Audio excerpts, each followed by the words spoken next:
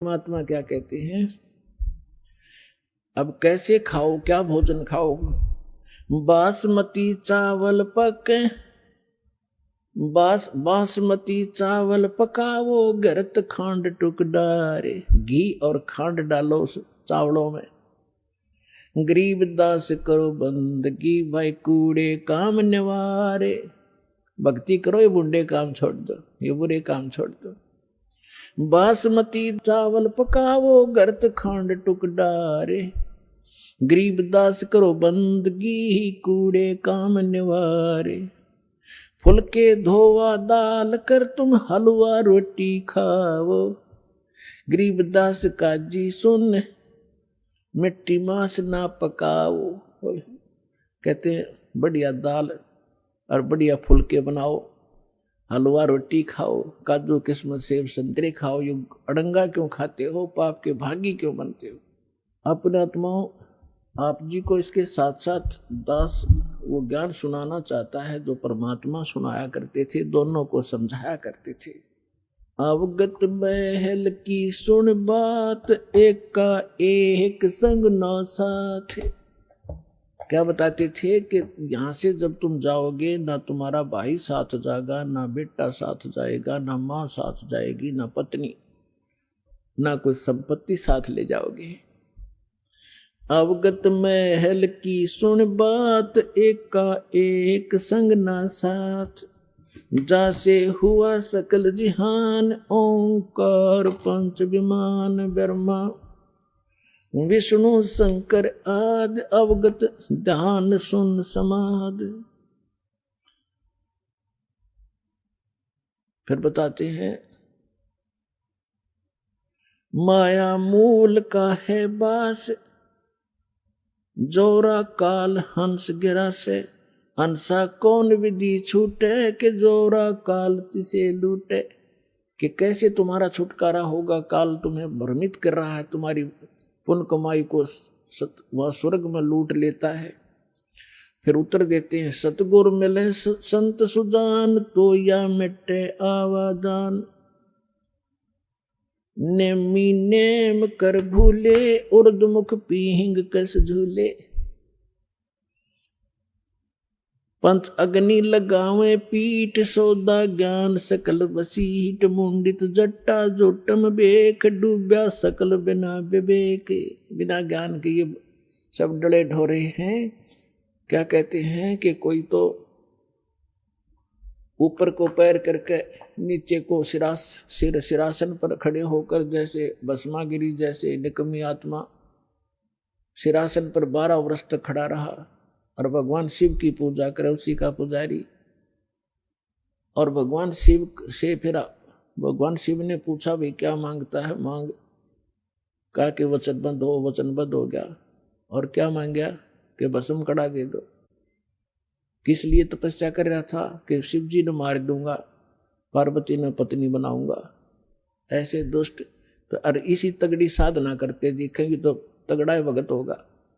तो परमात्मा कहते प्रथम तो ये साधना शास्त्र विरुद्ध, और फिर तत्व ज्ञान बिना ये विकार मिटे नहीं।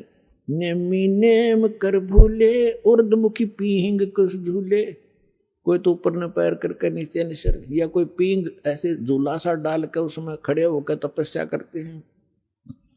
कोई पंच अग्नि लगावे पीठ, सौदा ज्ञान सकल बसीठ। कोई पांच धोने लगा कर बीच में बैठ जा डोंगी, और कख उसने पता नहीं है। कहीं वेद और गीता में ये साधना जो ये डले डोया करते, राम देखा करते।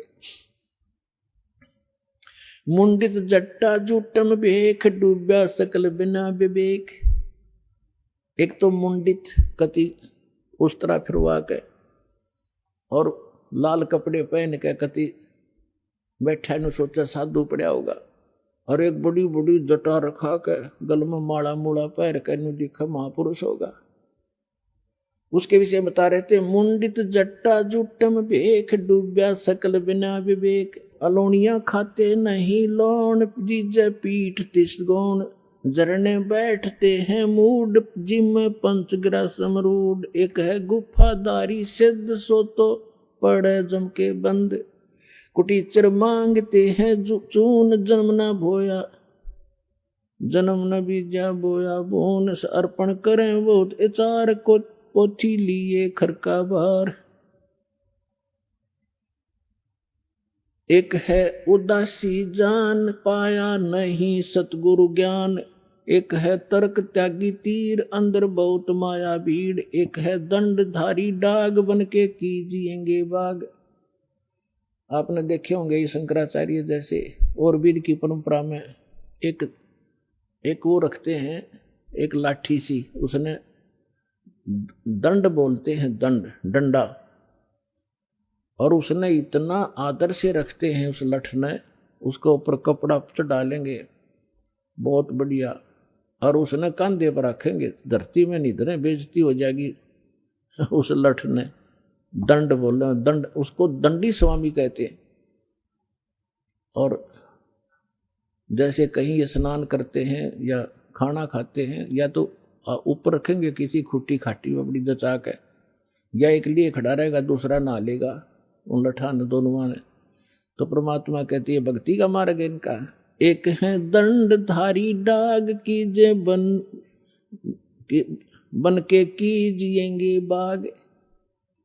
आज ये साधना ठीक ना करके ये मनमुखी जो साधनाएं कर रहे हैं, अगले जन्म में ये जंगल में अन्य प्राणियों की योनियों में जाएंगे।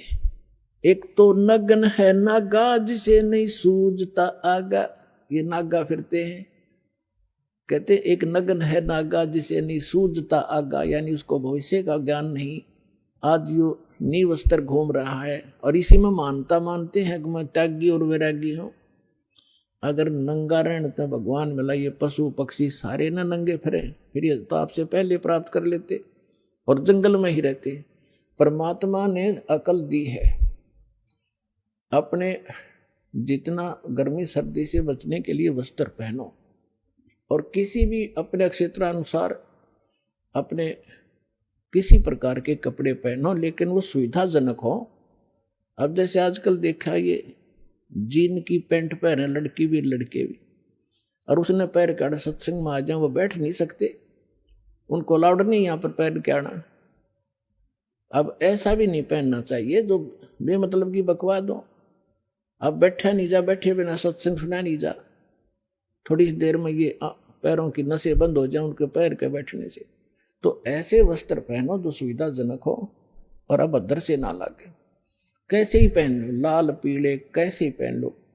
अब जैसे दाढ़ी रखो या ना रखो, जटा रखो या ना रखो, वो आपकी मौज है, लेकिन साधु रूप में ये दाढ़ी और मूछ रखना और जटा रखना अलाउड नहीं है, क्योंकि आपसे भ्रमित होंगे।